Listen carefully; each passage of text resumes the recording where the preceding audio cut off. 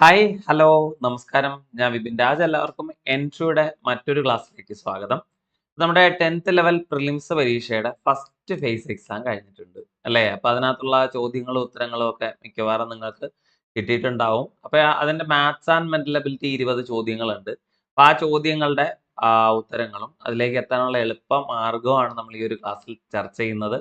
എല്ലാ പരീക്ഷയ്ക്ക് ശേഷവും നമ്മൾ ഇത്തരത്തിൽ വീഡിയോ ചെയ്യാറുണ്ട്. അത് തൊട്ടടുത്ത പരീക്ഷകൾ എഴുതുന്നവർക്ക് എപ്പോഴും ഉപകാരപ്പെടാറുണ്ട് അല്ലേ? അപ്പൊ നമുക്ക് എന്തായാലും ഈ ചോദ്യങ്ങളുടെ ഉത്തരം ഒന്ന് പടപടേന്നൊന്ന് പറഞ്ഞു പോവാം അല്ലേ? മൊത്തം 20 ചോദ്യങ്ങളുണ്ട്. മാത്സും ഉണ്ട്, മെന്റൽ എബിലിറ്റിയും ഉണ്ട്. ചോദ്യങ്ങളെ പൊതുവെ കോമൺ ആയിട്ട് നമ്മളൊന്ന് വിലയിരുത്തുകയാണെങ്കിൽ അത്ര ടൈറ്റ് ആയിട്ടുള്ള ചോദ്യങ്ങളൊന്നും പറയാനില്ല. എല്ലാം സിമ്പിൾ ആയിട്ടുള്ള ചോദ്യങ്ങളായിരുന്നു. നമ്മൾ ഈ പരീക്ഷയ്ക്ക് തൊട്ട് മുമ്പായിട്ട് തന്നെ 100 ക്വസ്റ്റ്യൻസ് ചലഞ്ച് എന്ന പേരിൽ യൂട്യൂബിൽ ഒരു സീരീസ് ചെയ്തിട്ടുണ്ടായിരുന്നു. എൻട്രിയിലെ അധ്യാപകരെല്ലാം കൂടെ ചേർന്നിട്ട്. അപ്പൊ അതിൽ നമ്മുടെ മാത്സ് ആൻഡ് മെന്റൽ എബിലിറ്റി ക്ലാസ്സുകൾ കൃത്യമായി നോക്കിയവർക്കറിയാം ഈ ചോദ്യത്തിൽ അല്ലെങ്കിൽ ഈ ഒരു ചോദ്യ പേപ്പറിൽ വന്ന പല ചോദ്യങ്ങളും നമ്മുടെ ആ ക്ലാസ്സിൽ ചർച്ച ചെയ്തവയാണ് അല്ലേ? നമ്പർ അതുപോലെ വന്നു എന്നല്ല ഞാൻ പറയുന്നത്. എന്നാൽ ക്വസ്റ്റ്യൻ മോഡൽ ഇതുപോലത്തെ പാറ്റേണിലുള്ള ചോദ്യങ്ങൾ നമ്മൾ അവിടെ ചർച്ച ചെയ്തിട്ടുണ്ട്.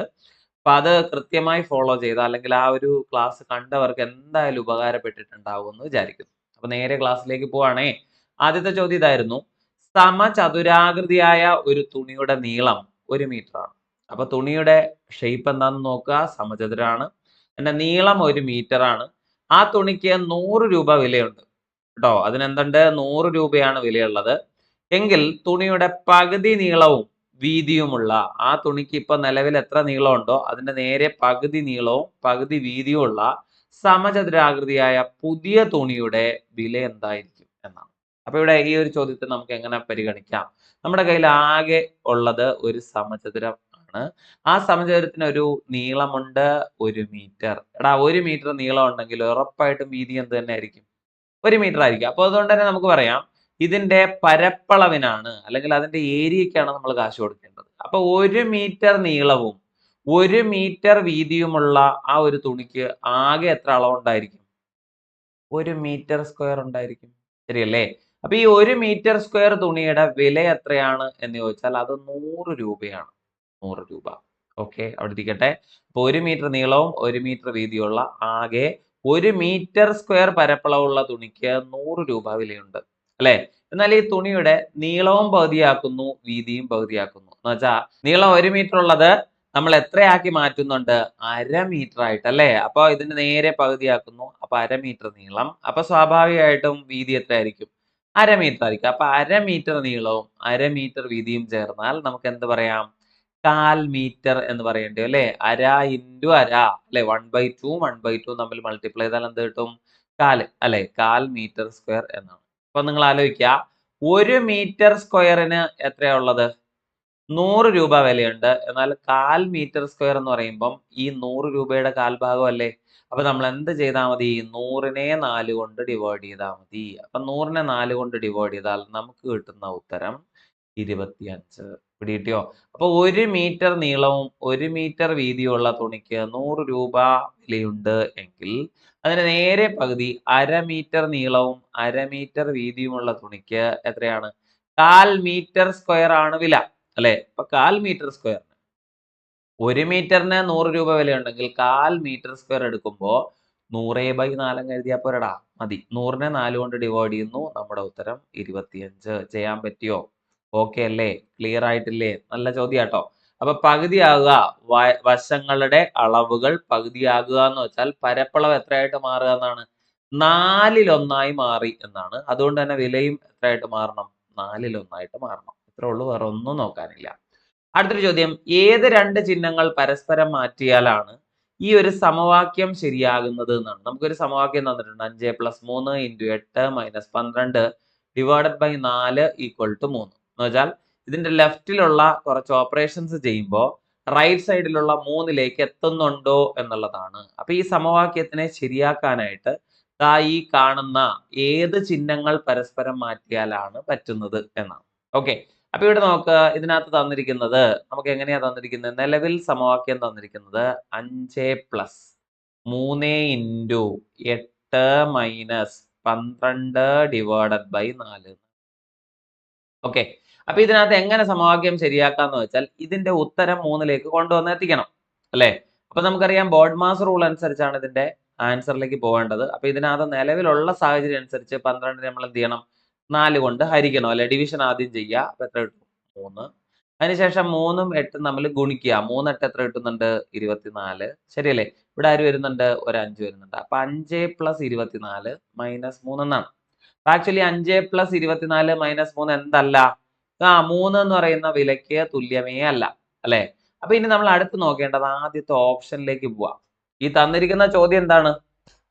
ചോദ്യത്തിലുള്ള സമവാക്യം എന്താണ്? തെറ്റാണെന്ന് നമുക്ക് മനസ്സിലായെങ്കിൽ നമ്മൾ ആദ്യത്തെ ഓപ്ഷനിലേക്ക് പോവാം. ഇതിൽ ഈ ചിഹ്നങ്ങൾ ഈ പ്ലസിനെയും മൈനസിനെയും പരസ്പരം മാറ്റിയാൽ നമുക്ക് ഇതിന്റെ ഉത്തരം ശരിയാക്കാൻ കഴിയുമോ എന്നുള്ളതാണ്. അപ്പൊ നമുക്ക് നോക്കാം ഏതൊക്കെയാണ് ആ സംഖ്യകൾ. 5, പിന്നെ വരുന്ന 3, 8, 12, 4. ഓക്കെ, ഇതിനകത്ത് നമ്മൾ ആദ്യത്തെ ഓപ്ഷനിൽ നിന്ന് ആരെയൊക്കെയാണ് മാറ്റാൻ ഉദ്ദേശിക്കുന്നത്? പ്ലസും മൈനസും മാത്രം. ബാക്കി എല്ലാവരും അതുപോലെ തന്നെ കേട്ടോ. ഇൻറ്റു മാറ്റണ്ട, ഡിവിഷനും മാറ്റണ്ട. പ്ലസും മൈനസും മാത്രം മാറ്റുകയാണ്. ആദ്യം ഉണ്ടായിരുന്ന പ്ലസ് മാറ്റിയിട്ട് മൈനസ് ഇട്ട് കൊടുക്കുക. മൈനസ് കിടക്കുന്ന സ്ഥലത്തേക്ക് പ്ലസ് ഇട്ട് കൊടുക്കുക. ഓക്കെ ആണല്ലോ. ഇനി നമുക്ക് ഇത് ഓപ്പറേറ്റ് ചെയ്യാം. ബോർഡ് മാസ് റൂൾ അനുസരിച്ച് ആദ്യം 12നെ 4 കൊണ്ട് ഡിവൈഡ് ചെയ്യുക അല്ലെ? ഇപ്പൊ ഡിവിഷൻ അനുസരിച്ചാണെങ്കിൽ 3 കിട്ടിയിട്ടുണ്ട്. 8ഉം 3ഉം തമ്മിൽ എന്ത് ചെയ്യുന്നു നമ്മള്? ജസ്റ്റ് മൾട്ടിപ്ലൈ ചെയ്യുന്നു 24. ബാക്കി അഡിഷനും സബ്ട്രാക്ഷനും അടുത്ത് ചെയ്യുക അല്ലെ?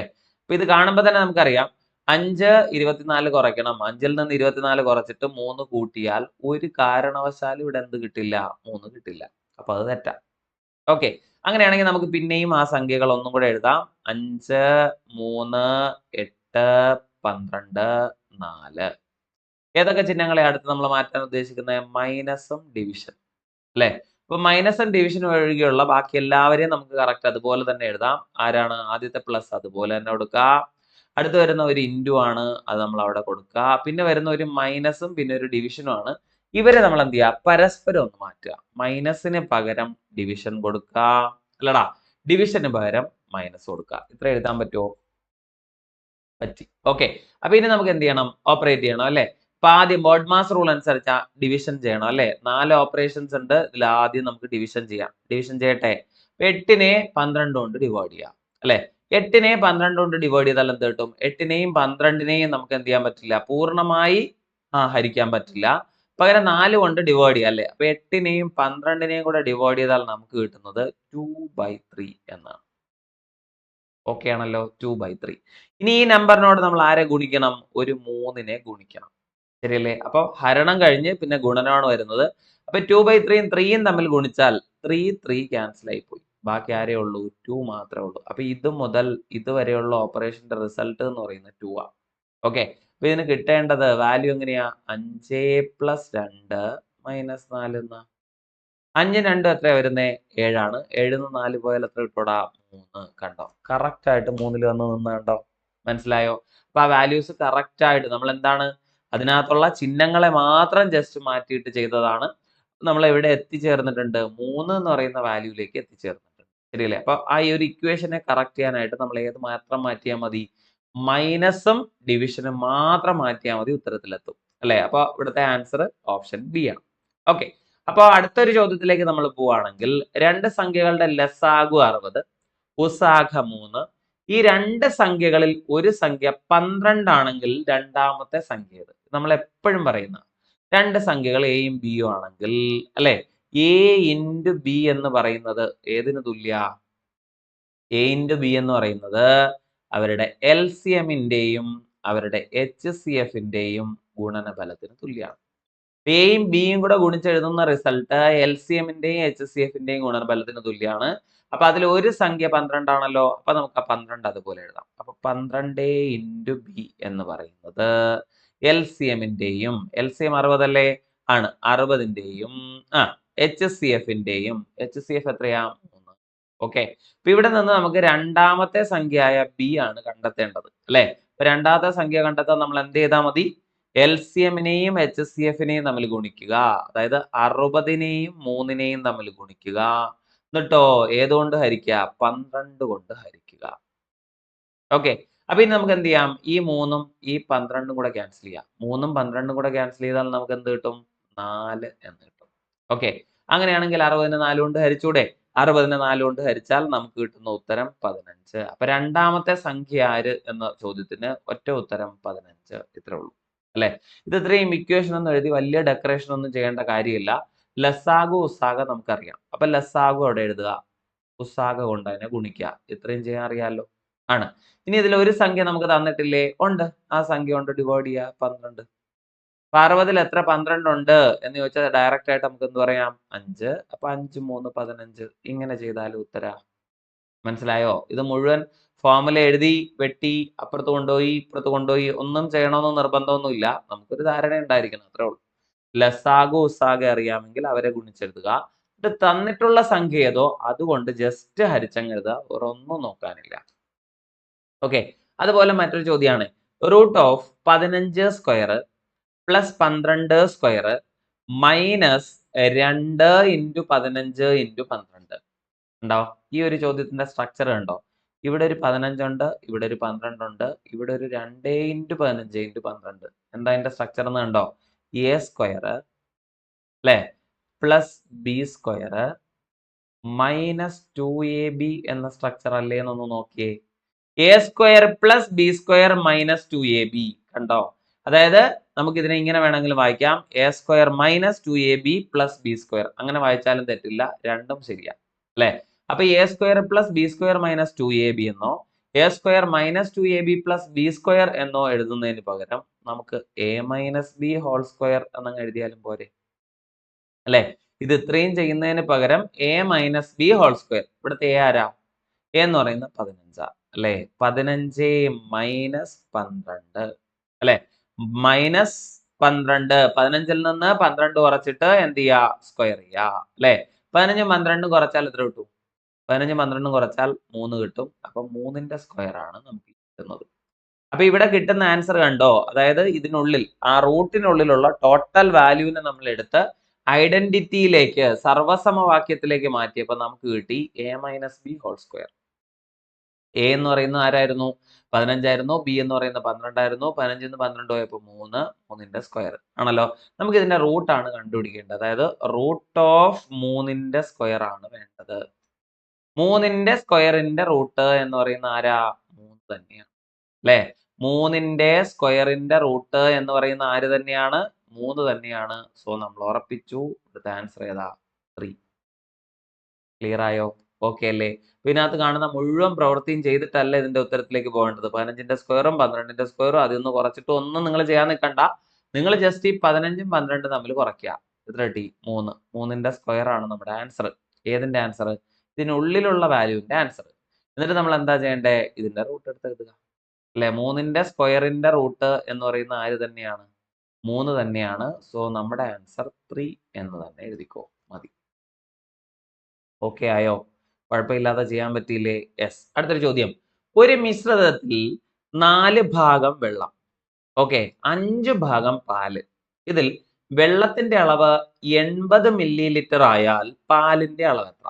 മനസ്സിലായോ? ഒരു മിശ്രിതം ഉണ്ടേ, അതിനകത്ത് വെള്ളമുണ്ട് പാലും ഉണ്ട്. ഏത് രീതിയിലാണ് ഉള്ളത്? 4 ഭാഗം വെള്ളം 5 ഭാഗം പാല്. അപ്പൊ നിങ്ങൾ ആലോചിക്കുക, വാട്ടർ ആൻഡ് മിൽക്ക് അല്ലെ. വാട്ടറും മിൽക്കും തമ്മിലുള്ള ഒരു അംശബന്ധം എന്ന് പറയുന്നത് 4:5 ആണ്. ഇങ്ങനെ എഴുതാമല്ലോ, 4 ഭാഗം 5 ഭാഗം എന്ന് എഴുതുന്നതിന് പകരം 4:5 എന്ന് എഴുതാം അല്ലെ. അപ്പൊ ഇതിനകത്ത് ഈ വാട്ടറിന്റെ അളവ് എത്രയാ? 80 മില്ലി ലിറ്റർ. എന്ന് വെച്ചാൽ എന്ത് മനസ്സിലാക്കുക? 4 ഭാഗം എന്ന് പറയുന്നത് 80 ml ആ. ഓക്കെ, അങ്ങനെയാണെങ്കിൽ 5 ഭാഗം എത്ര ml എന്നുള്ളതാണ് ചോദ്യം. 4 ഭാഗം 80 ml ആണെങ്കിൽ 5 ഭാഗം എത്ര ml? അപ്പൊ നിങ്ങൾ ആലോചിക്കുക, 4നെ 80ലേക്ക് കൊണ്ടുവരണമെങ്കിൽ എന്ത് ചെയ്യണം? ഒരു 20 കൊണ്ട് ഗുണിച്ചാൽ പോരെ. 4 × 20 80 എന്ന് കിട്ടുമല്ലോ, കിട്ടും. അങ്ങനെയാണെങ്കിൽ 5നെ നമുക്ക് എങ്ങനെ കൊണ്ടുപോകാം? ഇതേ സെയിം പ്രോസസ്സ് തന്നെ ചെയ്താൽ മതി. 5 × 20 അല്ലെ.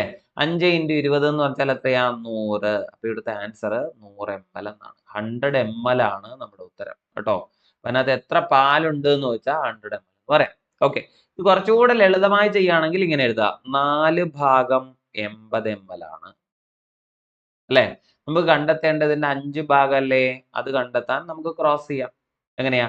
80 × 5, ഈ 80നെ 5നോട് ഗുണിക്കുക. 80 × 5 ഡിവൈഡഡ് ബൈ എത്ര കൊടുക്കണോടാ 4. 80നെ 5 കൊണ്ട് ഗുണിച്ച ശേഷം 4 കൊണ്ട് ഡിവൈഡ് ചെയ്യാം അല്ലെ. ഈ 80നെയും ഈ 4നെയും കൂടെ ഡിവൈഡ് ചെയ്താൽ നമുക്ക് കിട്ടുന്ന 20 എന്നാണ്. 20നെ 5 കൊണ്ട് ഗുണിക്കുക. 20 × 5 100. അപ്പൊ എത്ര ml ആണ്? 100 ml ആണ് അതിനുള്ളിലുള്ള പാലിന്റെ അളവ്. ഓക്കെ ആയോ? കുഴപ്പമില്ലാതെ ചെയ്യാൻ പറ്റിയില്ലേ? യെസ്. അടുത്തൊരു ചോദ്യം. ഇത് ബോർഡ് മാസ് റൂൾ അനുസരിച്ച് ചെയ്യേണ്ട ഒരു ചോദ്യം തന്നെയാണ്. 32 × 10 ഡിവൈഡഡ് ബൈ 10 മൈനസ് 2 അല്ലെ. ഇതിൽ നിന്ന് 20 കുറച്ചാൽ എത്ര എന്നാണ് ചോദ്യം. ഓക്കെ, അപ്പൊ 32 × 10 അല്ലെ, 10 മൈനസ് 2 ഇവരെ തമ്മിൽ ഡിവൈഡ് ചെയ്യാം. 32നെ 10 കൊണ്ട് മൾട്ടിപ്ലൈ ചെയ്താൽ 320. ഓക്കെ ആണല്ലോ. Divided by 10 minus 2. 10 മൈനസ് 2 എന്ന് വെച്ചാൽ എത്രയാ? 8. ആക്ച്വലി നമ്മൾ ചെയ്യേണ്ടത് 320നെ 8 കൊണ്ട് ഡിവൈഡ് ചെയ്യാം. 320നെ 8 കൊണ്ട് ഡിവൈഡ് ചെയ്താൽ 40 അല്ലാതെ നമുക്ക് ഒരു സംഖ്യയും കിട്ടില്ല. ആക്ച്വലി ബോർഡ് മാസ് റൂൾ ഉപയോഗിച്ചിട്ട് ആ സംഖ്യകളെ ഓപ്പറേറ്റ് ചെയ്താൽ നമുക്ക് കിട്ടുന്ന ഉത്തരം 40 അല്ലെ. ഇതിൽ നിന്ന് 20 കുറച്ചാൽ എന്നാണ് നമ്മളോട് ചോദിക്കുന്നത്. അപ്പൊ വേറെ ഒന്നും ആലോചിക്കാനില്ല. 40 ആരെ കുറയ്ക്കുക? 20നെ അങ്ങ് കുറയ്ക്കുക. 40 20 പോയാൽ നമുക്ക് കിട്ടുന്ന ഉത്തരം 20. സോ നമ്മുടെ ആൻസർ എന്താണ് എന്ന് ചോദിച്ചാൽ സിമ്പിൾ ആയിട്ട് പറയുക 20 കേട്ടോ. ബോർഡ് മാസ് റൂൾ അനുസരിച്ച് അതിനുള്ളിലുള്ള വാല്യൂസ് കണ്ടുപിടിക്കുക. അത് കണ്ടുപിടിച്ചപ്പോൾ നമുക്ക് കിട്ടിയ 40 ആണ്. 40ൽ നിന്ന് ആരെ കുറയ്ക്കുക? 20ന് കുറയ്ക്കുക. 40ൽ നിന്ന് 20 പോയാൽ എത്രയാ? 20. അതിൽ ഒരു സംശയവും വേണ്ട. ഓക്കെ അല്ലേ? യെസ്. അടുത്ത ചോദ്യം. 6.4ന്റെ സ്ക്വയർ മൈനസ് 3.6ന്റെ സ്ക്വയർ ഡിവൈഡഡ് ബൈ 2.8 എന്നാണ്. അപ്പൊ ഇത് കാണുമ്പോഴും നമ്മൾ നേരത്തെ കണ്ടതുപോലെ ഇത് സ്ക്വയർ ചെയ്ത് മൈനസ് ചെയ്തിട്ട് 2.8 കൊണ്ട് ഡിവൈഡ് ചെയ്യാൻ നിൽക്കരുത്. പകരം ഈ ചോദ്യത്തെ നിങ്ങൾ ഇങ്ങനെ പരിഗണിക്കുക. ഇവിടെ A square minus B square എന്ന് പറഞ്ഞൊരു സംഖ്യയാണ് മുകളിലുള്ളത് അല്ലെ. എ എന്ന് പറയുന്ന 6.4 ആണ്, ബി എന്ന് പറയുന്ന 3.6 ആണ്. അപ്പൊ A square minus B square എന്ന് വെച്ചാൽ ആക്ച്വലി ആരാ? A plus B into A minus B എന്നാണ് അല്ലെ. A plus B into A minus B. A square minus B square equal to A plus B into A minus B. ഇതിൽ 2.8 എന്ന് പറഞ്ഞൊരു മൂല്യമുണ്ട്. അതാരാന്നറിയോ? അത് വേറൊന്നുമില്ല. 6.4നെ ഏതുകൊണ്ട്? 3.6 കൊണ്ട് മൈനസ് ചെയ്താൽ നമുക്ക് കിട്ടുന്നത് ആരാണ്? 2.8 ആണ്. ഇതൊന്ന് മനസ്സിരിക്കുക. അതായത് എയും ബിയും തമ്മിൽ കുറച്ചാൽ എന്ത് കിട്ടും? കുറച്ചാൽ എന്താ കിട്ടുക? 6.4നെ 3.6 കൊണ്ട് മൈനസ് ചെയ്താൽ നമുക്ക് കിട്ടുന്ന 2.8. അപ്പൊ നിങ്ങൾ ആലോചിക്കുക, മുകളിലുള്ള value A square minus B square ആണല്ലോ.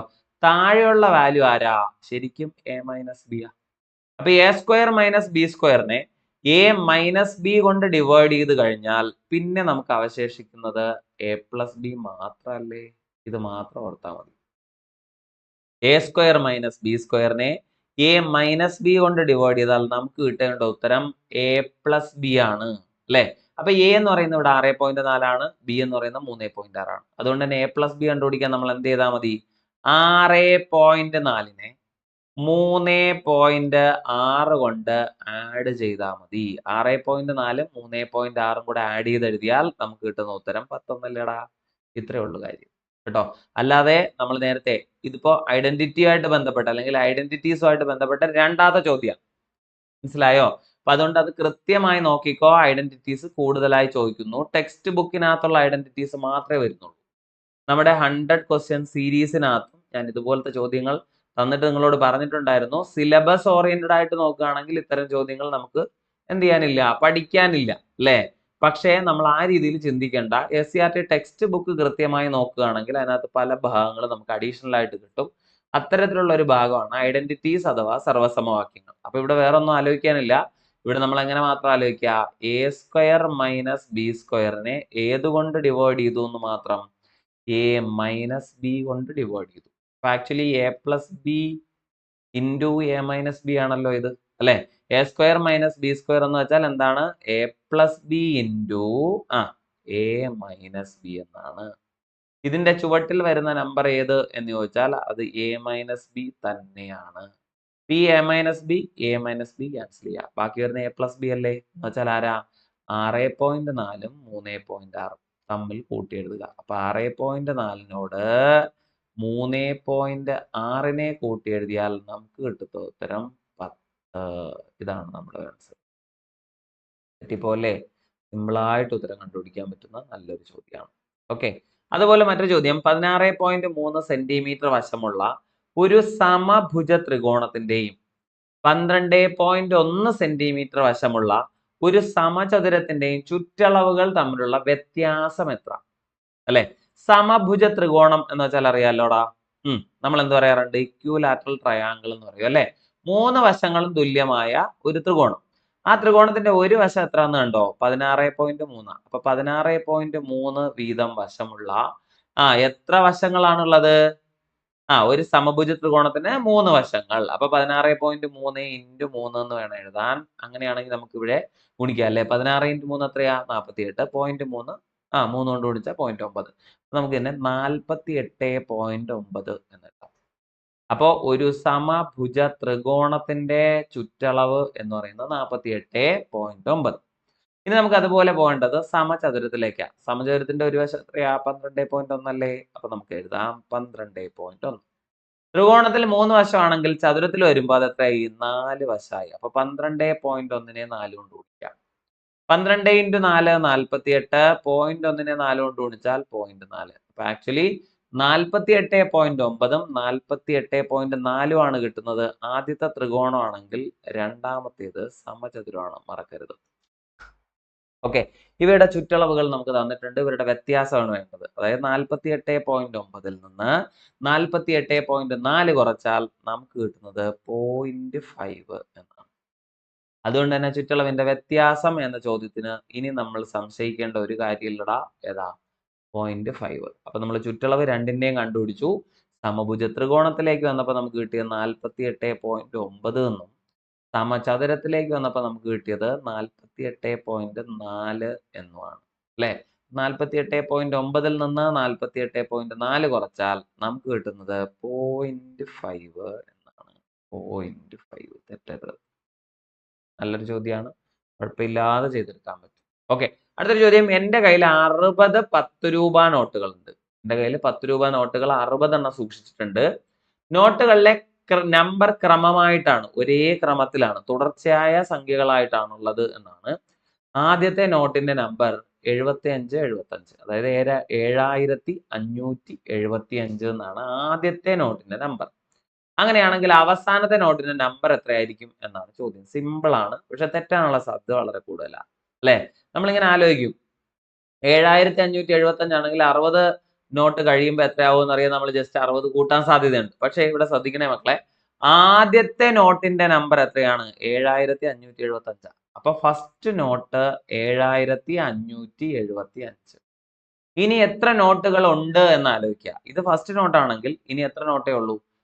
ഇനി 59 നോട്ടേ ഉള്ളൂ. അപ്പൊ നമ്മൾ ഇവിടെ ചെയ്യേണ്ടത് ജസ്റ്റ് ഇവിടെ ഒരു 59 കൂട്ടി എഴുതുക. മറക്കല്ലേ. ഈ 59 എന്നുള്ളത് മാറ്റി 60 എന്ന് എഴുതി പോയാൽ നമ്മുടെ കയ്യിൽ നിന്ന് പോകും ഈ സാധനം കേട്ടോ. അപ്പൊ ആദ്യത്തെ നോട്ട് 7575 ആണെങ്കിൽ നമുക്ക് 60ാമത്തെ നോട്ടിന്റെ നമ്പർ കണ്ടുപിടിക്കാൻ എന്തുമാത്രം ചെയ്താൽ മതി? 7575നോട് 59 കൂട്ടാവൂ, മറക്കരുത്. ഇപ്പൊ 2 നോട്ടുകളുണ്ട്. ആദ്യത്തെ നോട്ട് 7575 ആണെങ്കിൽ അടുത്ത ആളാരാ? 7576. എന്തുകൊണ്ടാ? ആദ്യത്തെ നോട്ട് ഇവിടെ ഉണ്ടല്ലോ, പിന്നെ നമ്മൾ ഒന്നും കൂടെ കൂട്ടിയാൽ മതി അല്ലെ?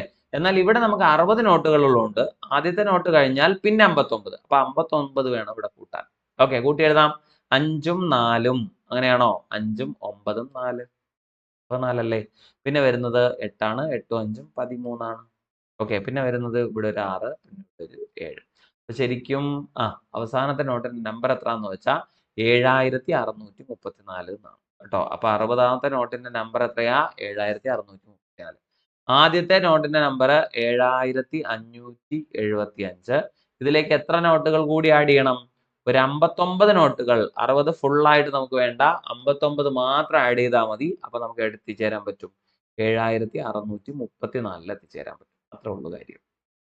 കുഴപ്പമില്ലല്ലോ, ചെയ്തെടുക്കാൻ പറ്റിയില്ലേ? യെസ്. അടുത്തൊരു സീരീസ് ആണ് കേട്ടോ, മെന്റൽ എബിലിറ്റി പാർട്ടിലേക്കാണ്. വിട്ടുപോയ പദസംഖ്യ അല്ലെ? ഇതിനകത്ത് ഒരു സീരീസിനകത്ത് എങ്ങനെയാണ് ഒരു പദം വിട്ടുപോയിട്ടുണ്ട്, അത് ആരെന്നാണ്. ഭയങ്കര സിമ്പിൾ ആണ്. 1ൽ നിന്ന് 5ലേക്ക് പോയി, എത്ര കൂടിയിട്ടാ? 4 കൂടി അല്ലെ? 5ൽ നിന്ന് 11ലേക്ക് പോയി, എന്ത് കൂടിയിട്ടാ? 6 കൂടിയിട്ടാ? 11 19ലേക്ക് പോയപ്പോഴോ? 8 കൂടി. 19 29ലേക്ക് പോയപ്പോ എന്ത് സംഭവിച്ചു? 10 കൂടി. അപ്പൊ അവിടെ കൂടിയിരിക്കുന്ന നമ്പർ ഉണ്ടോ? 4, 6, 8, 10. 4, 6, 8, 10. അപ്പൊ സ്വാഭാവികമായിട്ട് അടുത്ത് എത്ര കൂടണോടാ? 12 കൂടണ്ടേ? വേണം. അപ്പൊ നമ്മൾ ചെയ്യേണ്ട കാര്യം ഇത്രേ ഉള്ളൂ. 29നോട് ആരെ കൂട്ടി എഴുതുക? 12 കൂട്ടി എഴുതുക. അല്ലെ? 29ഉം 12ഉം കൂടെ കൂട്ടിയാൽ 41. ഓക്കെ. അത് കഴിയുമ്പോ അവിടെ നിന്ന് പിന്നെ നമ്മൾ എത്ര കൂട്ടിയാൽ മതി? 14 കൂട്ടിയാൽ മതി. ശരിയല്ലേ? 41നോട് 14 കൂട്ടിയാൽ 55 കിട്ടിയോ? കിട്ടി. കണ്ടോ? കറക്റ്റ് ആണ്. സിമ്പിൾ സീരീസാ. 4, 6, 8, 10. അല്ലെ? അടുത്ത് കൂട്ടേണ്ടത് 12 ആയിരുന്നു. അപ്പൊ 29നോട് നമ്മൾ 12 കൂട്ടിയിട്ട് നമ്മൾ എത്ര എന്ന് എഴുതുന്നു? 41 എന്ന് സിമ്പിൾ ആയിട്ട് ഉത്തരം എഴുതിയിട്ടുണ്ട്. കുഴപ്പമില്ലല്ലോ? കിട്ടിയില്ലേ? നല്ല സീരീസ് ആയിരുന്നല്ലോ. സിമ്പിൾ സീരീസ് ആയിരുന്നു കേട്ടോ. അടുത്തത് കോഡിംഗ് ആൻഡ് ഡീകോഡിംഗ് ആണ്. ഒരു പ്രത്യേക ഭാഷയിൽ ഫയൽ എന്നതിനെ UROV എന്ന് എഴുതിയിരിക്കുന്നു. ഓക്കെ. എങ്കിൽ ആ ഭാഷയിൽ സോർ എന്നത് എങ്ങനെ എഴുതാം എന്നാണ്. അപ്പൊ തന്നിരിക്കുന്നത് നമുക്കൊരു വേർഡ് തന്നിട്ടുണ്ട്, ഫയൽ, FILE എന്നാണ്. അല്ലെ? അപ്പൊ ഇതിന് തന്നിരിക്കുന്ന കോഡ് നിങ്ങൾ ശ്രദ്ധിച്ചാൽ അറിയാം, UROV എന്നാണ്. ഇത് ശരിക്കും റിവേഴ്സ് കോഡിംഗ് എന്ന് നമ്മൾ പറയും. അല്ലെ? മുന്നോട്ട് 6ാമത്തെ ലെറ്റർ ആയ എഫിന് അവിടെ തന്നിരിക്കുന്ന കോഡ് കണ്ടോ? പിന്നിൽ നിന്ന് 6ാമത്തെ ലെറ്റർ ആയ U ആ. ഓക്കെ. മുന്നോട്ട് 9ാമത്തെ ലെറ്റർ ആയ ഐക്ക് തന്നിരിക്കുന്നത് പിന്നോട്ട് 9ാമത്തെ ലെറ്റർ ആയ R. അല്ലെ? അപ്പൊ ഇതിങ്ങനെ മുന്നോട്ട് പിന്നോട്ട് മുന്നോട്ട് പിന്നോട്ട് എന്നുള്ള ക്രമത്തിൽ നിങ്ങൾ പഠിക്കാൻ നിൽക്കണ്ട. പകരം നിങ്ങൾ ഇങ്ങനെ ആലോചിക്കുക, എഫ് എന്ന് പറയുന്നത് എത്രാമത്തെ ലെറ്ററാ? 6ാമത്തെ ലെറ്ററാ. I 9ാമത്തെ ലെറ്ററാ. L 12ാമത്തെ ലെറ്ററാ. ഇത് 5ാമത്തെ ലെറ്ററാ. ഇതിന് വന്നിരിക്കുന്ന കോഡ് നിങ്ങൾ ശ്രദ്ധിച്ചോ? U എത്രാമത്തെ ലെറ്ററാ? 21ാമത്തെ ലെറ്റർ ആണ്. R എന്ന് പറയുന്നത് 18ാമത്തെ ലെറ്ററും O 15ാമത്തെ ലെറ്ററും. അല്ലെ? പിന്നെ ആരാ വന്നിരിക്കുന്നത്? V ആണ്. V 22ാമത്തെ ലെറ്ററാ. കണ്ടോ? ജസ്റ്റ് കോഡ് മാത്രം എഴുതി. 6ന്റെ കോഡ് 21, 9ന്റെ കോഡ് 18, 12ന്റെ കോഡ് 15, 5ന്റെ കോഡ് 22. നിങ്ങളെല്ലാം ശ്രദ്ധിച്ചാൽ അറിയാം. എടാ, 6ഉം 21ഉം കൂട്ടിയാൽ എത്ര കിട്ടും? 27 കിട്ടും. അല്ലെ? അതുപോലെ ഈ 9ഉം 18ഉം കൂട്ടിയാൽ എത്ര കിട്ടും? 27 കിട്ടും. അതുപോലെ ഈ 12ഉം 15ഉം കൂട്ടിയാൽ എത്ര കിട്ടും? 27 കിട്ടും. അപ്പൊ 5ഉം 22ഉം തമ്മിൽ കൂട്ടിയാലും 27 കിട്ടും. അതായത് ഇതിനകത്ത് കോഡിങ്ങും ഡീകോഡിങ്ങും, അതിനകത്തുള്ള ലെറ്റേഴ്സിന്റെ നമ്പർ മാത്രം ആഡ് ചെയ്ത് നോക്കി നമുക്ക് ഈസി ആയിട്ട് ഇതിന്റെ ഒരു ലോജിക്ക് മനസ്സിലാവും. ഇത് എത്രയാണ്? ആക്ച്വലി ഇവർ ആഡ് ചെയ്താൽ 27 കിട്ടണം. അപ്പൊ നമുക്കിനി വേണ്ട വേർഡ് എന്ന് പറയുന്നത് SOUR എന്നുള്ളതാണ്. അപ്പൊ ഇതിന്റെ കോഡിലേക്കാണ് പോകേണ്ടത്. എസ് എന്ന് പറയുന്നത് എത്രാമത്തെ ലെറ്റർ ആണെന്ന് നോക്കുക? 19 ആണ്. O എന്ന് പറയുന്നത് 15ാമത്തെ ലെറ്ററാ. U എന്ന് പറയുന്നത് 21ാമത്തെ ലെറ്ററും R എന്ന് പറയുന്നത് 18ാമത്തെ ലെറ്ററും. അല്ലെ? അപ്പൊ SOURന്റെ നമ്പേഴ്സ് നമ്മൾ ജസ്റ്റ് എന്ന് എഴുതിയപ്പോ 19, 15, 21, 18. അപ്പൊ ഇതിന്റെ കോഡ് എഴുതാൻ എന്താ എളുപ്പമാർഗം എന്ന് വെച്ചാൽ 19നോട് എത്ര കൂട്ടിയാൽ 27 കിട്ടും? തൊട്ട് മുകളിലത്തെ പോലെ 19നോട് എത്ര കൂട്ടിയാൽ 27 കിട്ടും? എത്ര കൂട്ടണം? 8 കൂട്ടണം. 15നോട് എത്ര കൂട്ടിയാൽ 27 കിട്ടും? ആലോചിച്ചേ. അതെത്രയാ? 12. 21നോട് എത്ര കൂട്ടിയാൽ 27 കിട്ടും? 6. 18നോട് എത്ര കൂട്ടിയാൽ 27 കിട്ടും? 9. ഇവരെ മാത്രം എടുത്തെഴുതിക്കോ. ഓക്കെ. അതായത് 19നോട് എത്ര കൂട്ടിയാൽ, 15നോട് എത്ര കൂട്ടിയാൽ, 21നോട് എത്ര കൂട്ടിയാൽ, 18നോട് എത്ര കൂട്ടിയാൽ എവിടെ എത്തണം? 27 എത്തണം. ഇനി ജസ്റ്റ് ലെറ്റേഴ്സ് മാത്രം എഴുതുക. 8ാമത്തെ ലെറ്റർ ആരാ? 8ാമത്തെ ലെറ്റർ X. 12ാമത്തെ ലെറ്റർ ആരാ? L. 6ാമത്തെ ലെറ്റർ ആരാ? F. 9ാമത്തെ ലെറ്റർ ആരാ? I. അപ്പൊ അതുകൊണ്ട് തന്നെ ഇവിടുത്തെ ആൻസർ HLFI. HLFI. തീർന്നില്ലേ? അത്രേ ഉള്ളൂ. അപ്പൊ ഇത് റിവേഴ്സ് കോഡിംഗ് ആണ്. ഈ ടൈപ്പ് കോഡിംഗ് നമ്മൾ എപ്പോഴും ചെയ്തു നോക്കാറുള്ളതാണ്. എങ്ങനെയാണ്? മുന്നിൽ നിന്ന് എത്രാമത്തെ ആണോ അതിന് ആനുപാതികമായി അല്ലെങ്കിൽ അതിനനുസരിച്ച് പിന്നിലോട്ടുള്ള ലെറ്റർ നമ്മൾ എടുക്കാറുണ്ട്. അതിന് ഉപയോഗിക്കുന്ന ടെക്നിക്കാണ് 27 കേട്ടോ. അപ്പൊ അറിയുന്ന നമ്പറിനോട് എത്ര കൂട്ടിയാൽ 27 എത്തും എന്ന് മാത്രം നോക്കിയിട്ട് നമുക്ക് എന്ത് ചെയ്യാൻ പറ്റും? ഇതിന്റെ കോഡ് എഴുതാനായിട്ട് പറ്റും കേട്ടോ. ഇവിടുത്തെ കോഡ് എന്താണ്? HLFI എന്നുള്ളതാണ്. അടുത്തൊരു ചോദ്യം. ഒരു കുടുംബത്തിൽ അജയനും അയാളുടെ ഭാര്യയും 4 ആൺമക്കളും അവരുടെ ഭാര്യമാരും ഉണ്ട്. ഓരോ ആൺമക്കൾക്കും 3 വീതം ആൺകുട്ടികളും 2 വീതം പെൺകുട്ടികളും ഉണ്ട്. എങ്കിൽ ആ കുടുംബത്തിൽ എത്ര ആണുങ്ങളുണ്ട്? പുരുഷന്മാരുടെ മാത്രം എണ്ണം മതി. ഓക്കെ. അപ്പൊ നമുക്ക് ആദ്യം അജയൻ അല്ലെ, അജയൻ ഒരു പുരുഷനാണ്, അതുകൊണ്ട് തന്നെ അജയൻ ഒരാള്. അയാളുടെ ഭാര്യയുണ്ട്, പിന്നെ ആരുണ്ട്, 4 ആൺമക്കളുണ്ട് അല്ലെ, അപ്പൊ 4 പുരുഷന്മാരും കൂടെ ആയി. ഓക്കെ, പിന്നെ അവരുടെ ഭാര്യമാരുണ്ട്, അത് നമുക്ക് ആവശ്യമില്ല. ഓക്കെ, ഓരോ ആൺമക്കൾക്കും 3 വീതം ആൺകുട്ടികളുണ്ട് അല്ലെ, 4 ആൺമക്കളുണ്ട്. ആ 4 പേർക്ക് എത്ര വീതം ആൺകുട്ടികളുണ്ട്? 3 വീതം. അപ്പൊ അവര് തന്നെ എത്ര പേരായി? 4 × 3 12 ആയി. പിടികിട്ടിയോ? അപ്പൊ അജയന്റെ 4 മക്കൾ ആൺമക്കള്, അതുപോലെ 12 പേരമക്കൾ ആൺകുട്ടികൾ. ഇവർ എത്രയും പേര് വെറുതെ കൂട്ടി എഴുതിയാൽ ആൻസർ ആയി ട്ടോ.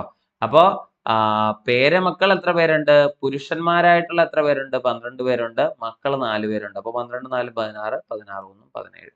അപ്പൊ ആ കുടുംബത്തിലെ പുരുഷന്മാരുടെ എണ്ണം എത്രാന്ന് ചോദിച്ചാൽ 17. ഇനഫ്. കണ്ടോ? അല്ലാതെ ആളുകളുടെ മൊത്തം എണ്ണം ഒന്നും ചോദിച്ചിട്ടില്ല. കുടുംബത്തിൽ ആകെ എത്ര പേരുണ്ട് എന്നുള്ള ഒരു ചോദ്യം ഇവിടെ വന്നിട്ടില്ല. അങ്ങനെ ചോദിച്ചാൽ 30 പേരുണ്ട്. ഇവിടെ നമുക്ക് ഏത് മതി? പുരുഷന്മാരുടെ എണ്ണം മാത്രം മതി. അതുകൊണ്ട് നമ്മൾ അവരെ മാത്രം കൗണ്ട് ചെയ്തു. അജയന്റെ 4 മക്കൾ. അപ്പൊ എത്ര പേരായി? 5 ആയി. പിന്നെ ഓരോ മക്കൾക്കും എത്ര വീതം? 3 വീതം ആൺകുട്ടികളുണ്ട്. അപ്പൊ 3 × 4 12. അപ്പൊ 12 പേരമക്കള്, 4 മക്കള്. അപ്പൊ എത്രയായി? 16, 16 1 17. അങ്ങനെയാണ് പുരുഷന്മാരുടെ എണ്ണം കിട്ടിയത്. ഇനി പറയുന്നു, ഒരു ക്രിക്കറ്റ് കളിയിൽ ആദ്യത്തെ 10 ഓവറിലെ റൺ നിരക്ക് 3.2 അല്ലെ. ഒരു ക്രിക്കറ്റ് കളിയിൽ ആദ്യത്തെ 10 ഓവർ കഴിഞ്ഞപ്പോൾ 3.2 ആണ് അവിടുത്തെ റൺ റേറ്റ് കേട്ടോ.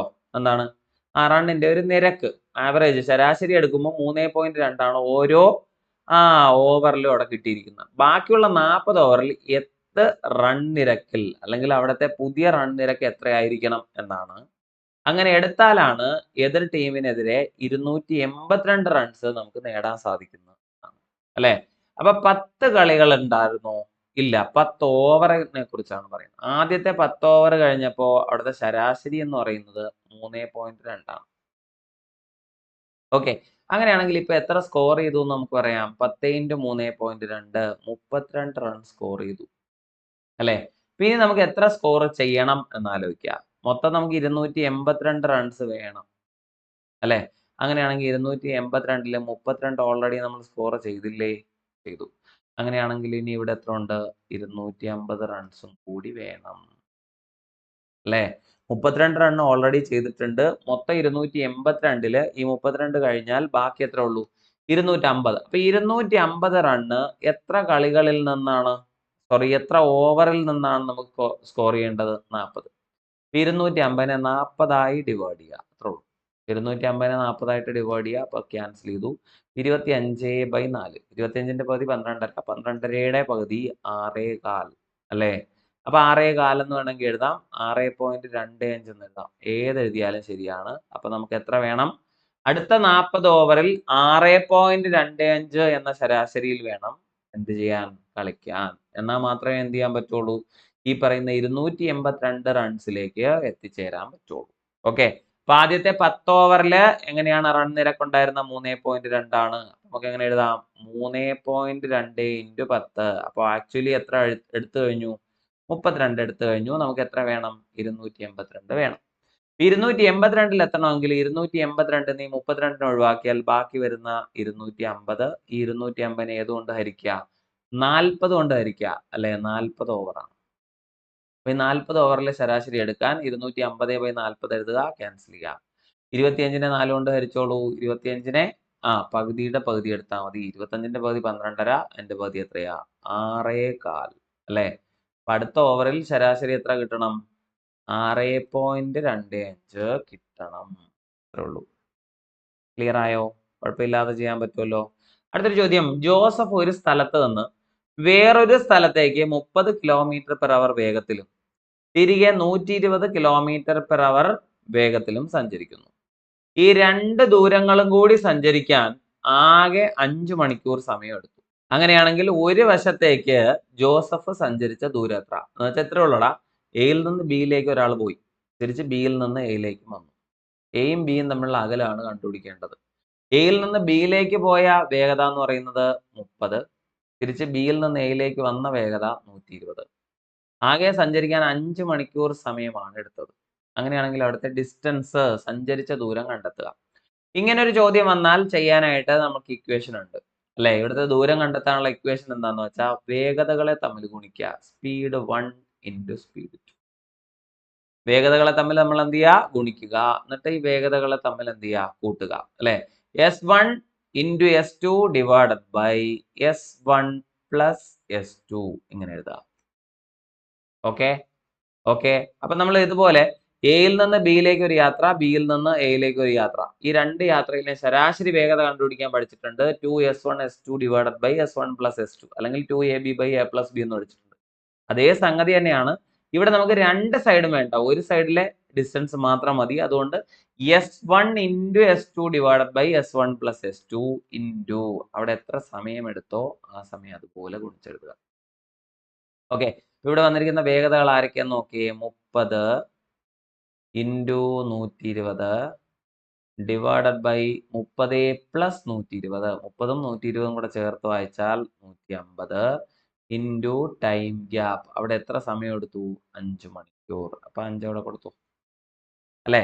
അപ്പൊ ഇവിടെ കാണുന്ന ഒരു 30ഉം ഈ ഒരു 150ഉം കൂടെ ക്യാൻസൽ ചെയ്താൽ 5 കിട്ടും. ഈ 5ഉം ഈ 5ഉം കൂടെ ക്യാൻസൽ ചെയ്യും. കഴിഞ്ഞു അല്ലെ? ഇനി ആര് മാത്രമേ ഉള്ളൂ ബാക്കി? ഒരു 120 മാത്രമേ ഉള്ളൂ. അപ്പൊ എവിടെ എത്ര ദൂരം സഞ്ചരിച്ചു അല്ലെങ്കിൽ അവിടെ സഞ്ചരിച്ച ദൂരം എത്ര എന്ന ചോദ്യത്തിന് 120 എന്ന് നമുക്ക് ഉത്തരം എഴുതാം. 120 കിലോമീറ്റർ ദൂരമാണ് ഒരു സൈഡിൽ ജോസഫ് സഞ്ചരിച്ചത്. അപ്പൊ അതെങ്ങനെയാണ് ചെയ്യേണ്ടത്? ഈ രണ്ട് വേഗതകളെ തമ്മിൽ ഗുണിക്കുക. 30നെയും 120നെയും തമ്മിൽ ഗുണിക്കുക അല്ലെ? ഇനി രണ്ട് വേഗതകളെ തമ്മിൽ കൂട്ടുക. 30ഉം 120ഉം കൂട്ടിയിട്ട് 150 എന്ന് എഴുതുക അല്ലെ? ഇനി ഇവിടുത്തെ സമയം എത്ര മണിക്കൂർ എടുത്തു? 5 മണിക്കൂർ മതി. ഈ 5നെയും ഈ 150നെയും കൂടെ ക്യാൻസൽ ചെയ്തിട്ട് എന്താന്ന് എഴുതുക? ഇവിടെ 30 എന്ന് എഴുതാം അല്ലേ? ഈ താഴത്തെ 30ഉം മുകളിലത്തെ 30ഉം കൂടെ ക്യാൻസൽ ചെയ്ത് കളയുക. ഇനി അവശേഷിക്കുന്ന ഒരു 120 മാത്രമേ ഉള്ളൂ. സോ നമ്മുടെ ആൻസർ 120 കിലോമീറ്റേഴ്സ്. 120 കിലോമീറ്റർ. വേറെ ഒന്നും നോക്കാനില്ല. സിമ്പിൾ ആയിട്ട് നമുക്ക് ചെയ്തെടുക്കാവുന്ന നല്ലൊരു ചോദ്യമാണ് അല്ലെ? അടുത്തൊരു ചോദ്യം. 2850 രൂപയ്ക്ക് ഒരു സൈക്കിൾ വിറ്റപ്പോ 14% ലാഭം കിട്ടി. 2850 രൂപയ്ക്ക് നമ്മൾ എന്ത് ചെയ്തു? ഒരു സൈക്കിൾ വിറ്റപ്പോ 14% ലാഭം കിട്ടിയിട്ടുണ്ട്. എന്നാൽ ലാഭ ശതമാനം 8 മാത്രം മതി എന്ന് നമ്മൾ വിചാരിക്കുകയാണെങ്കിൽ ആ സൈക്കിൾ എത്ര രൂപയ്ക്ക് വിൽക്കാൻ പറ്റും എന്നാണ് അല്ലെ? അപ്പൊ നിങ്ങൾ ആലോചിക്കുക, ഒരു സൈക്കിളിന്റെ കോസ്റ്റ് പ്രൈസ് അല്ലെങ്കിൽ വാങ്ങിയ വിലയെ നമ്മൾ 100% എന്ന് എടുക്കുകയാണ് അല്ലെ? അപ്പൊ ഇതിനകത്ത് ഓൾറെഡി എത്ര ലാഭം കിട്ടിയിട്ടുണ്ട്? 14% ലാഭം കിട്ടിയിട്ടുണ്ട്. അപ്പൊ ഇതിന്റെ കോസ്റ്റ് പ്രൈസ് 100% ആണ്. അപ്പൊ ഇതിൽ 14% ലാഭം കിട്ടിയാൽ ഇതിന്റെ വിറ്റ വില അല്ലെങ്കിൽ സെല്ലിംഗ് പ്രൈസ് 114% അല്ലേ? ആണ്.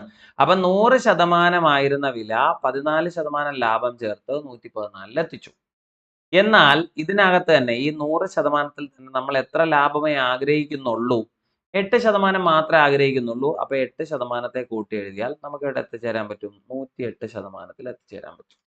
അപ്പൊ 114%, 108%. ആക്ച്വലി ഇവിടുത്തെ ഈ 114%ത്തെ സൂചിപ്പിക്കുന്ന സംഖ്യ 2850 ആണ്. നമുക്ക് ഇവിടെ നിന്ന് 108%ത്തെ സൂചിപ്പിക്കുന്ന സംഖ്യ കണ്ടെത്തണം.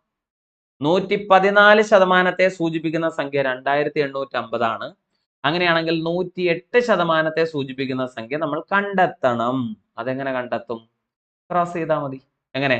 2850ഉം 108 തമ്മിൽ ഗുണിക്കുക. 2850ഉം 108ഉം. അപ്പൊ 2850 ഇൻറ്റു 108 ചെയ്യാലോ?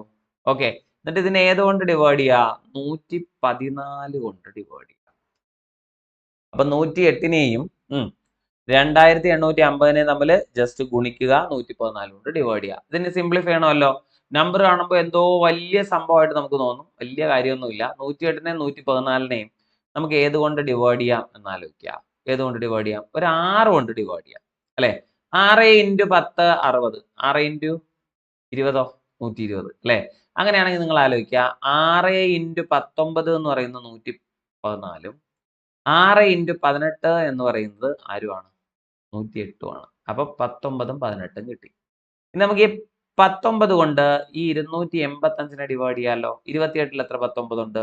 ഒരാളെ ഉള്ളൂ അല്ലെ? ബാക്കി എത്ര ഉണ്ട്? 9 ഉണ്ട്. അപ്പൊ 95 ആയി. 95ൽ എത്ര എണ്ണം ഉണ്ട്? 5. അപ്പൊ 150. നിങ്ങൾക്ക് ഇഷ്ടമുള്ള പോലെ വെട്ടി ചെയ്തോ. ഡയറക്റ്റ് ആയിട്ട് 114 കൊണ്ട് വെട്ടാൻ നിങ്ങൾ വില്ലിങ് ആണെങ്കിൽ അങ്ങനെ ചെയ്തോ. ഒരു പ്രശ്നമില്ല. അപ്പൊ 3 കൊണ്ട് വെട്ടി പോകാനാണെങ്കിൽ അങ്ങനെ. എങ്ങനെയായാലും കുഴപ്പമില്ല. ശരിക്കും നമ്മുടെ ആൻസർ എന്താന്ന് വെച്ചാൽ 150 × 18 എന്നാണ്. 150നെ 18 കൊണ്ട് ഗുണിക്കുക അല്ലെ. 18 × 100 എത്രയാ? 1800. 18 × 50 എത്രയാ? 900. ഇത് തമ്മിൽ കൂട്ടിയാൽ എത്ര കിട്ടും? 2700. അപ്പൊ ആക്ച്വലി 2700 രൂപയ്ക്ക് വിറ്റാൽ ഇതിൽ എത്ര ലാഭം കിട്ടും? 8% ലാഭം കിട്ടും. 14% ലാഭത്തിൽ നമ്മൾ എത്ര രൂപയ്ക്ക് വിറ്റു?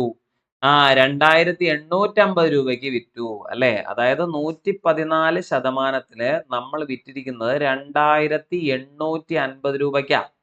നമുക്ക് എത്ര മതിയുടെ ലാഭം? 8% മതി. അതുകൊണ്ട് തന്നെ നമ്മൾ ഏതെടുത്താൽ മതി? 108% എടുത്താൽ മതി. അപ്പൊ 108% എത്രയാണെന്ന് മാത്രം നോക്കിയാൽ മതി അല്ലെ. അപ്പൊ നമ്മൾ ചെയ്യേണ്ട കാര്യം ഇത്രേ ഉള്ളൂ. 2850നെ ഏതുകൊണ്ട് ഗുണിക്കുക? 108 കൊണ്ട് ഗുണിക്കുക അല്ലെ. 2850നെ 108 കൊണ്ട് ഗുണിക്കുക. ഏതുകൊണ്ട് ഡിവൈഡ് ചെയ്യുക? 114 കൊണ്ട്. ഇതിന്റെ സിംപ്ലിഫിക്കേഷൻ നിങ്ങൾ ഇഷ്ടമുള്ള പോലെ ചെയ്തു. നിങ്ങൾക്ക് ഇഷ്ടമുള്ളതുപോലെ ഏതാണോ എളുപ്പമായിട്ട് തോന്നുന്നത് ആ മെത്തേഡ് ഉപയോഗിച്ചോളൂ. എന്തായാലും ഇത് എവിടെ ചെന്ന് നിൽക്കുള്ളൂ? 2700 ചെന്ന് നിൽക്കുള്ളൂ. ഇപ്പൊ ഞാൻ തന്നെ ചെയ്ത പോലെ അല്ലെങ്കിൽ ഞാൻ സിംപ്ലിഫൈ ചെയ്ത പോലെ തന്നെ ചെയ്യണം അങ്ങനെ നിർബന്ധമില്ല. നമുക്ക് ഉത്തരത്തിൽ എത്തണം എന്നുള്ളത് ഒരു കാര്യം മാത്രം നിങ്ങൾ ശ്രദ്ധിച്ചാൽ മതി. അപ്പൊ അതിനുവേണ്ടി സമാധാനമായിട്ട് ചെയ്തെടുക്കുക അത്രേ ഉള്ളൂ. അടുത്തൊരു ചോദ്യം. 3 വയസ്സിന്റെ വ്യത്യാസത്തിൽ ജനിച്ച 5 കുട്ടികളുടെ വയസ്സുകളുടെ തുക 50 ആണ്. ഓരോ കുട്ടികളും തമ്മിലുള്ള പ്രായ വ്യത്യാസം 3 വയസ്സാണ്. അങ്ങനെ 5 കുട്ടികളുണ്ട്. അപ്പൊ ഈ 5 കുട്ടികൾക്കും കൂടി ആകെ എത്ര വയസ്സ് പ്രായമുണ്ട്? 50 വയസ്സ് പ്രായമുണ്ട്. എന്നാൽ ഇതിൽ ഏറ്റവും പ്രായം കുറഞ്ഞ അല്ലെങ്കിൽ ഏറ്റവും ഇളയ കുട്ടിയുടെ പ്രായം എത്ര? അപ്പൊ നിങ്ങൾ ആലോചിക്കുക, കുട്ടികൾ ആരൊക്കെയാ? ആദ്യത്തെ കുട്ടിയുടെ പ്രായം ഏറ്റവും ഇളയ ആള് എക്സ് ആണെന്ന് വിചാരിക്കും. ഓക്കെ. അതിനേക്കാൾ 3 വയസ്സ് മൂത്ത മറ്റൊരു കുട്ടി ഉണ്ടാവുമല്ലോ. ആ കുട്ടിയുടെ പ്രായം x+3 ആ അല്ലെ. അതിനേക്കാൾ മൂത്ത കുട്ടി എങ്ങനെയായിരിക്കും? x+6 ആയിരിക്കും. 3 വീതം കൂട്ടിയാൽ മതിയല്ലോ. അതിനേക്കാൾ മൂത്ത കുട്ടിയുടെ പ്രായം എത്രയാ? x+9 ആയിരിക്കും. അതിനേക്കാൾ മൂത്ത കുട്ടിയുടെ പ്രായം എത്രയാ? x+12. ഇനി എഴുതണ്ട, മൊത്തം 5 പേരായല്ലോ. എക്സ് ആദ്യത്തെ ആള്, പിന്നെ x+3, x+6, x+9, x+12 ഇങ്ങനെയാണ് വന്നിരിക്കുന്നത്. ഇവരെല്ലാവരെയും കൂടെ കൂട്ടി എഴുതണം അല്ലേ. എക്സ് എത്ര എണ്ണം ഉണ്ട്?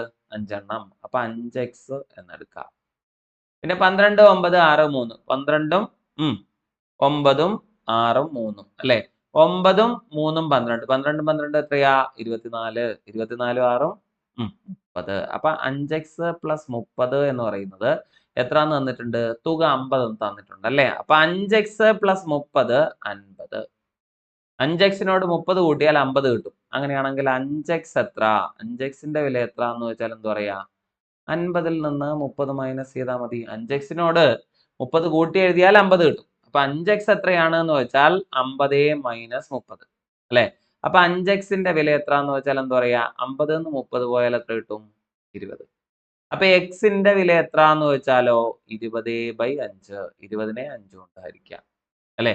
20നെ 5 കൊണ്ട് ഹരിച്ചാൽ നമുക്ക് കിട്ടുന്നത് 4 എന്നല്ലേ? ആണ്. അപ്പൊ ഇതിൽ ഏറ്റവും ഇളയ കുട്ടി അല്ലെങ്കിൽ ഏറ്റവും പ്രായം കുറഞ്ഞ കുട്ടിയുടെ എത്ര വയസ്സാ? 4 വയസ്സാണ്. അപ്പൊ ഏറ്റവും ഇളയാളിന് എത്ര വയസ്സുണ്ട്? 4 വയസ്സ് പ്രായമുണ്ട്. തെറ്റരുത്. ഓക്കെ ആണോ? കുഴപ്പമില്ലാതെ ചെയ്യാൻ പറ്റില്ലേ? അപ്പൊ ഏറ്റവും ഇളയ കുട്ടിക്ക് എത്ര വയസ്സുണ്ട്? 4 വയസ്സ്. കണ്ടോ?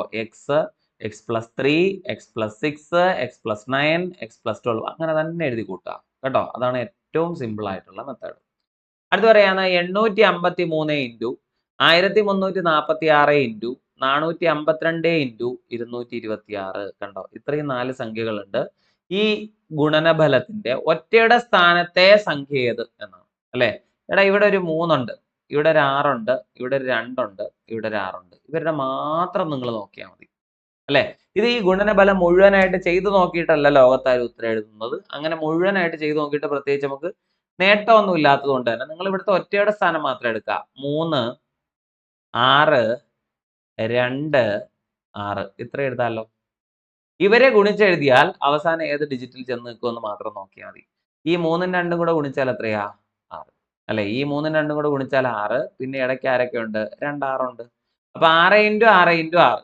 6നെ എത്ര തവണ എഴുതി ഗുണിച്ചാലും അവസാനം നമ്മൾ എവിടെ ചെന്ന് നിൽക്കുള്ളൂ? 6ലേ നിൽക്കുള്ളൂ. അതറിയാലോ. അത്രേ ഉള്ളൂ. അല്ലെങ്കിൽ ഈ 3ഉം 6ഉം കൂടെ ഗുണിക്കുക 18. പിന്നെ 6ഉം 2ഉം കൂടെ ഗുണിക്കുക എത്ര കിട്ടും? 12. അതിൽ 2ഉം 8ഉം കൂടെ ഗുണിക്കുക 36. അങ്ങനെ എഴുതിയാലും മതി. എന്തായാലും ഈ ഡിജിറ്റ് തമ്മിൽ ഗുണിച്ചെഴുതുമ്പോൾ അവസാനം കിട്ടുന്ന ഒറ്റയുടെ സ്ഥാനത്തെ അക്കം എന്ന് പറയുന്നത് ഉറപ്പായിട്ടും 6 ആയിരിക്കും. യൂണിറ്റ് ഡിജിറ്റ് എന്ന് നമ്മൾ പറയും. ഒറ്റയുടെ സ്ഥാനത്തെ അക്കം അല്ലെങ്കിൽ വലതുവശത്തെ അക്കം യൂണിറ്റ് ഡിജിറ്റ് എന്നൊക്കെ പറയുന്ന സെയിം ആണ്. എന്തായാലും അടുത്ത ആൻസർ ഏതാ? അത് 6 ആണ്. തെറ്റരുത്. അടുത്തൊരു ചോദ്യം. തന്നിരിക്കുന്ന ജോഡികളിൽ ഒരു ജോഡി മാത്രം മറ്റു 3 ജോഡികളിൽ നിന്ന് വ്യത്യസ്തമാണ്. ഏതാണ് ആ ജോഡി? അല്ലേ 17 71. എന്താ സംഭവം? 17നെ തിരിച്ചിട്ടിരിക്കുക. 23 32 സെയിം. 23നെ നേരെ തിരിച്ചാൽ 32 കിട്ടും. കണ്ടോ? അതുപോലെ 46 64 നേരെ തിരിച്ചിട്ടിരിക്കുക. കണ്ടോ? പിടികിട്ടിയോ? അപ്പൊ 17 71 അല്ലെ 23 32 46 64 ആണെങ്കിൽ 19 90 എന്ന് പറയുന്ന ആ ഒരു കണ്ടീഷൻ അല്ലല്ലോ. അല്ല. അപ്പൊ കൂട്ടത്തിൽ വ്യത്യസ്തൻ ആര് അല്ലെങ്കിൽ ഒറ്റയാൻ ആര് എന്ന് വെച്ചാൽ 19ഉം 90ഉം അങ്ങനെ എടുത്താൽ മതി കേട്ടോ. ഏതാണ് ഈ കൂട്ടത്തിലെ വ്യത്യസ്തൻ ആരാണ്? 19 അതുപോലെ 90 എന്ന് പറയുന്ന ആ ഒരു ഗ്രൂപ്പാണ്. സോ ഇതിനകത്ത് കൂട്ടത്തിൽ പെടാത്ത ജോഡി എന്ന് പറയുന്നത് ഇതാ. ഉറപ്പിക്കട്ടെ. യെസ്. അടുത്തൊരു ചോദ്യം. മോഹന്റെ ഒരു മാസത്തെ വരുമാനം 50,000 രൂപയാണ്. വരുമാനത്തിന്റെ 15% മക്കളുടെ പഠനത്തിനും 28% വീട്ടു ചിലവിനായിട്ടും 10% വാടകയ്ക്കും. മനസ്സിലായോ? കുട്ടികളുടെ പഠനത്തിന് 15, പിന്നെ 28% വീട്ടിലെ ചെലവിന് വേണ്ടിയിട്ട്, 10% വാടകയ്ക്ക്. ഇത്രയും ഉപയോഗിക്കുന്നു എങ്കിൽ മാസാവസാനം മോഹന്റെ സമ്പാദ്യം എത്ര സേവ് ചെയ്യുന്നു എന്നുള്ളതാണ് അല്ലെ.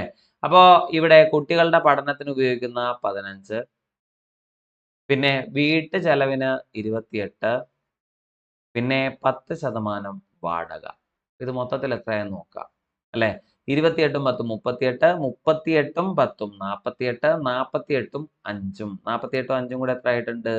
53. ആക്ച്വലി 53% എന്ത് ചെയ്യുന്നുണ്ട്? പുള്ളിക്കാരൻ ചെലവഴിക്കുന്നുണ്ട്. 15% എന്ത് ചെയ്തു? ആ പഠനത്തിന്, 28% വീട്ടിന്റെ ചെലവിന്, 10% എന്ത് ചെയ്തു? വാടകയ്ക്ക്. ഇത്രയും കൊടുത്തു കഴിഞ്ഞു. അപ്പൊ ഇത്രയായപ്പോ തന്നെ എത്ര ശതമാനം അതിനകത്ത് ചെലവായി പോയി? 53% ചെലവായി പോയി. ഇനി എത്രയാണ് അവശേഷിക്കുന്നത് എന്ന് നോക്കണം അല്ലെ. മൊത്തം 100%ത്തിൽ 53% നമ്മൾ ചെലവഴിച്ചാൽ ഇനി അവശേഷിക്കുന്നത് എത്ര എന്ന് ചോദിച്ചാൽ 47%, 47% അല്ലെ. അപ്പൊ ഈ 47% കണ്ടെത്തുക. ഏതിന്റെ? 50,000ത്തിന്റെ അല്ലെ. അപ്പൊ 50,000ത്തിന്റെ 47% കണ്ടെത്തുക. എങ്ങനെ എഴുതുക?